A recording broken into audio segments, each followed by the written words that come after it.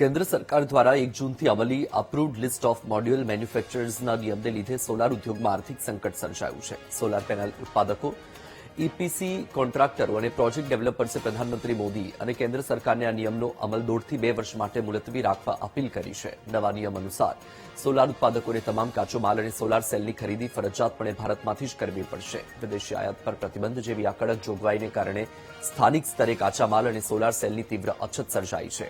આનાથી ઉત્પાદન ખર્ચમાં અસાધારણ વધારો થયો છે. આ નિયમના કારણે ગુજરાતમાં લગભગ 2 લાખ અને દેશભરમાં 15 લાખ જેટલી રોજગારી જોખમમાં મુકાઈ છે. ખાસ કરીને એમએસએમઈ સોલાર એકમો સૌથી વધુ પ્રભાવિત થયા છે. દક્ષિણ ગુજરાતમાં જ 1,000 કરોડ રૂપિયાથી વધુના સોલાર કોન્ટ્રાક્ટ્સ રદ થયા છે. અનેક નાની કંપનીઓ બંધ થવાના આરે આવી ગઈ છે. સોલાર ઉદ્યોગકારોએ મુખ્યમંત્રીથી લઈને પ્રધાનમંત્રી સુધી લેખિત રજૂઆતો કરી છે. ઉદ્યોગકારોનું કહેવું છે કે સરકાર જો આ નિર્ણય પર ફરી વિચારણા નહીં કરે અને ઉદ્યોગને રાહત નહીં આપે તો સોલાર સેક્ટરમાં મોટી વિનાશકારી સ્થિતિ સર્જાઈ શકે.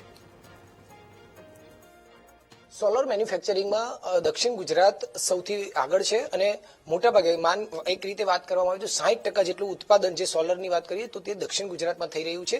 પરંતુ આ ઇન્ડસ્ટ્રીઝ જે અત્યારે ચાલી રહી છે તે ક્યાંક સંકટમાં મુકાઈ છે અને જે સરકાર કેન્દ્ર સરકાર દ્વારા એક LMM2 નો પ્રોજેક્ટ લોન્ચ કરાયો છે. જે પ્રોજેક્ટ લોન્ચ થતા આખી ઇન્ડસ્ટ્રીઝ જે છે તે સંકટમાં આવી છે. ત્યારે આપણી સાથે ગોલ્ડી સોલરના ઓનર જે છે તે આપણી સાથે જોડાયા છે, જે આખા ઇન્ડસ્ટ્રીઝ સાથે છે. તેમની સાથે વાત કરીશું આ અમલથી કઈ રીતે તકલીફ આવી શકે તેમ છે. સાહેબ, LMM2 એટલે કે એપ્રુવ્ડ લિસ્ટ ઓફ મોડ્યુલ મેન્યુફેક્ચર્સ, આ એક અમલ થયો છે 1 જૂન 2026 થી. એનાથી ઇન્ડસ્ટ્રીઝ સંકટમાં આવી રહી છે. કઈ રીતે શું થયું છે? એટલે હવે અત્યારે જે વાત છે કે જે LMM2 એમાંની અંદર કે સોલાર સેલ જે છે રો મટીરિયલ જે આપણા સોલાર મોડ્યુલની અંદર એ આપણે ભારતમાં બનેલું આપણે વાપરવાનું છે.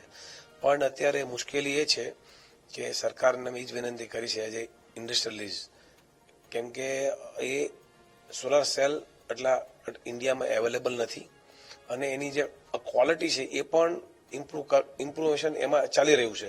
એટલે જે લોકો પણ સોલાર સેલ મેન્યુફેક્ચર છે ઇન્ડિયામાં એ લોકો પોતે જ એના મોડ્યુલ બનાવીને પોતે વેચે છે. પણ જે આમ માર્કેટમાં જે આવવા જોઈએ સેલ કે જે લોકો મોડ્યુલ મેન્યુફેક્ચર યુઝ કરીને વેચી શકે એ અત્યારે પોસિબિલિટી નથી, કેમ કે માલ અવેલેબલ એટલો બધો નથી.